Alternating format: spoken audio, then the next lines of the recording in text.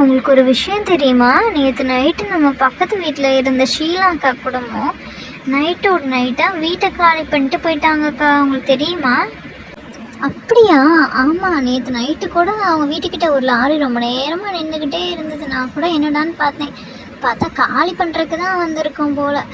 என்கிட்டலாம் ஒரு வார்த்தை கூட சொல்லலை. உன்கிட்டயாச்சும் ஏதாச்சும் சொன்னாங்களா? என்கிட்டலாம் எதுவும் சொல்லலைக்கா.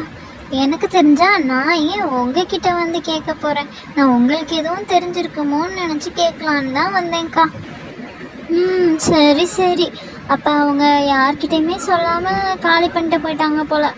அவங்களுக்கு ஏற்கனவே நிறைய கடன் பிரச்சனை இருந்துச்சு. அதனால யார்கிட்டையுமே சொல்லாமல் நைட்டு ஒரு நைட்டாக வீட்டை காலி பண்ணிட்டு போயிட்டாங்கன்னு நினைக்கிறேன்.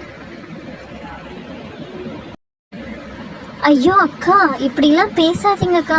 ஒருத்தவங்களோட நிலைமை பற்றி தெரியாமல் அவங்கள பற்றி தப்பாக பேசாதீங்கக்கா.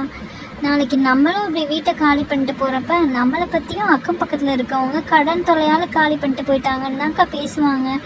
அதனால் ஒருத்தவங்களோட நிலைமை பற்றி தெரியாமல் தப்பாக பேசாதீங்க அக்கா. ஆமாம், என்னை மன்னிச்சிருமா. நான் தெரியாமல் அந்த மாதிரி பேசிட்டேம்மா. நாளைக்கு நமக்கும் இந்த மாதிரி நிலமை வர்றப்ப நம்மளை பற்றியும் இப்படி தான் பேசுவாங்கன்னு நான் யோசிக்காமல் அப்படி பேசிட்டேம்மா. விடு, எதுவாக இருந்தாலும் நல்லதுக்கே நடக்கும். அவங்க நல்லா இருக்கணும்னு வேண்டிக்குவோம். சரி வா, நம்ம வேலையை பார்ப்போம்.